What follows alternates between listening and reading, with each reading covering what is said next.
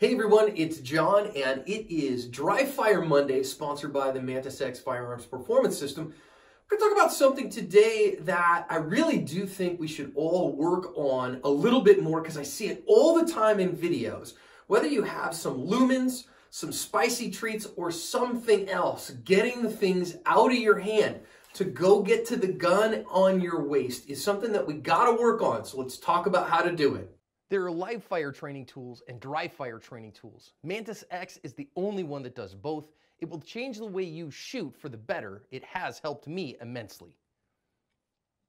So first of all, I see this all the time on the main channel. I see people that whatever they have in their hand, be it a grocery cart or something else, you see them go for the gun, they get it out, and then they go and do work with it single-handed when they still have something in their hand they don't have to have in their hand.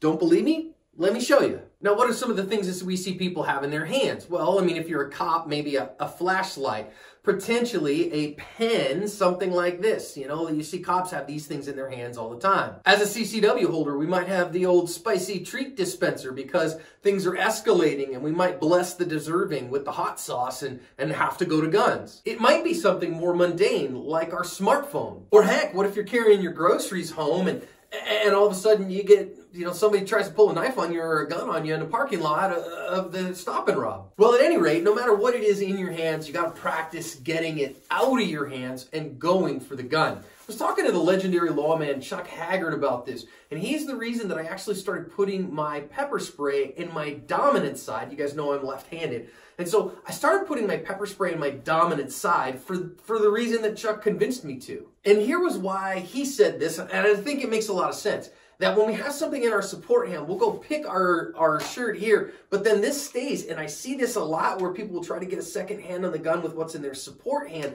still in their hand, or they'll just drive it out there and use it one-handed and leave this to do whatever they want. See it all the time. However, if you have something in your dominant hand, you're more likely to let that go because especially if it's filling up your dominant hand, you have a tendency to let that go when you go to draw your firearm. But be that as it may, we want to train ourselves to drop what's in our hands, whatever it is, and get the gun in our hand, because shooting with both hands on the gun is the fastest, most accurate means of using a handgun. So how might we do this? Of course, you can do it on the range if your range permits, but we're here in the Dry Fire Dojo, and so you can use this at home and just gather a collection of things that you might hold in your hand and practice dropping them. One other thing I do is I use this seat, right? This is just an office chair, and I put it in front of where I'm going for two reasons. Number one, so I'm not dropping things on this hard concrete floor that I have, and I don't like dropping stuff on it. And number two, just makes it faster to recover so I can do more reps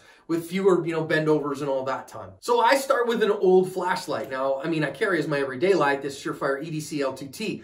But I don't want to beat this thing up by dropping it on concrete all the time, so I have this old Streamlight PT1L that isn't that much of a useful light anymore. I mean, it's got a few lumens, certainly not all the lumens, but it's something in my hand that maybe I'm assessing or I'm seeing what's going on in my world, and I gotta drop it. So it's an easy one to drop. Now, your smartphone is not one you're gonna want to drop either. If you had an old smartphone or a case for one or something, you could just use that. But I found, especially if you go out to the live fire range, this is just an old box for ammo. We loaded a bunch of ammo the last few weeks shooting, and I just kept the box. And if you do that, now this is a little small for a cell phone, but it's really not the point to completely accurately do that. I can just stand here and go and wait for my beep, and when I do, I'm doing the same thing, so it's cool, right? This works like a cell phone analog. Now, this is my spicy treat dispenser that I use every day, lives in my pocket right here, but I have an older one that is empty, that we used last time we had a class, and we hosed a bunch of students down with it. And so it also has a busted out pocket thing. You could get a trainer one of these as well, and then therefore you're not dropping live spicy treats all over the place. God forbid something goes wrong.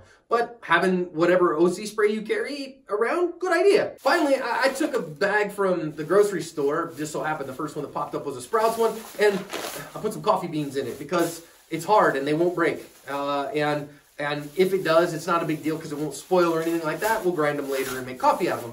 But it gives it a little bit of heft. And you could do two of these so that you've got multiple bags in your hand and all that stuff. Again, your big overarching thing is just to get them out of your hands. So let's talk technique for a second. Okay, so if I have something in my support hand, here's an interesting thing. I find that if I do a two-handed draw as my baseline draw, that I'm less likely to keep what is in my hand, my support hand, because I need it. Now I do see people that they'll you know, kind of hold on to this with one or two and pick a little bit. Oh, okay, fine. But I do see people all the time, if they carry strong side and they do a single-handed draw, so in other words, they're here, whatever, they reach underneath, clear, grab their gun and go, they tend to leave whatever is in this support hand if they don't need to get rid of it. I see it a little less with appendix carriers because, again, appendix carry tends to be a two-handed draw as a default. So practice both ways, right? Practice with something in your dominant hand, practice with something in your non-dominant hand. All you're trying to do is to get it out of your hand when the time comes. And I don't care how you do. You can simply just drop it. That's fine. You can chuck it. Heck, I don't care if you touchdown spike it. Just get rid of it. So without any timer, just look something like this. And this is what I'm going to challenge you to do this week. Find something that you can get rid of, right? I've got my chair right here, so it drops down into it. And all I'm going to do here is, without the timer right now, and all the timer's doing is giving me an impetus, a beep, something that says go now, right? And you can use this to time or whatever. Is I'm going to set this up kind of right here, and when I'm ready, I'm just going to, if it's in my non-dominant hand, let's just say we start in my non-dominant hand, and we're here at the beep, drop it, go get my gun, get the first shot on target.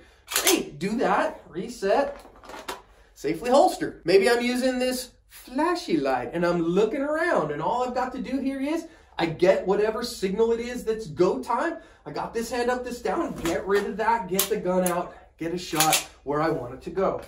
Maybe I'm in the middle of blessing the deserving with hot sauce, and so I've got my hot sauce out here hosing somebody down, then for whatever reason. Again, we're not talking tactics here, we're talking skills and technique. So okay, whatever, this is going on, and then I realize, ooh, no, it's time to go to guns. All right, here's this on the strong hand, drop it, go get the gun. Get the gun over and do its thing.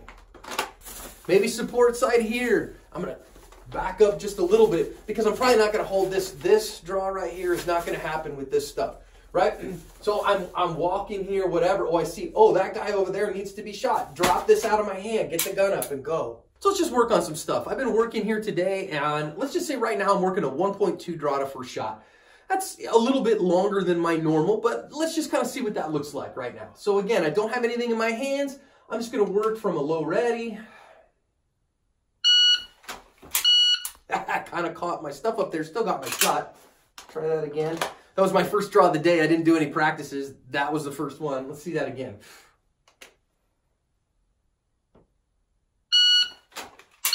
Okay, right on it. That's easy peasy, lemon squeezy. Now, let's get some stuff in our hands here, okay? So we're just going to see kind of what does this do. Does it do anything? I don't really think it should. We're going to start here, up here, and I guess we should see what a hands up draw looks like first. So from here. Yep. Felt pretty good about that. Again, I'm about 1.2 there, a little bit faster, whatever. So let's see what we got here. Not bad, not bad. Was able to do about the same. Didn't really hurt me at all. Let's try one. Strong hand.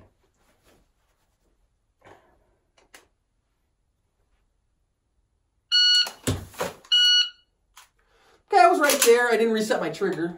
Try it one more time here, get a feel for it.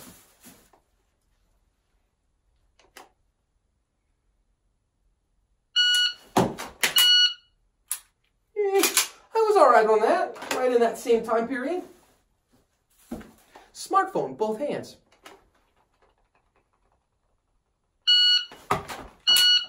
Yep. So as you can see, I can do all those in about the same time frame. Now, I do want to say this, that this is inspired by my friend Dan Sternshire.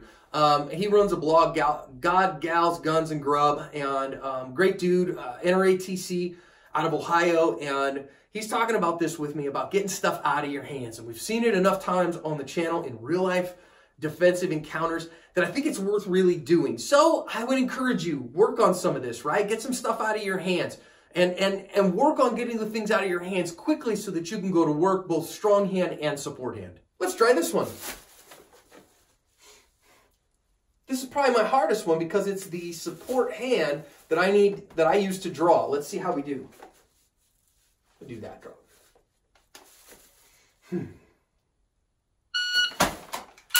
Yeah, still able to get the same time period. So there you go. There's your task this week. Drop what's in your hands. Get something in your hands that you can get rid of. Set it up however you can so that you can get after it. Get that gun out. Get the first shot on target. And then reset and do it again. Try to get a couple hundred reps this week. This is a skill that if you haven't done, you may not do in the moment. But if you've practiced and practiced and practiced it, getting whatever's out of your hands and then going to work, it'll help you be a faster and better defensive shooter.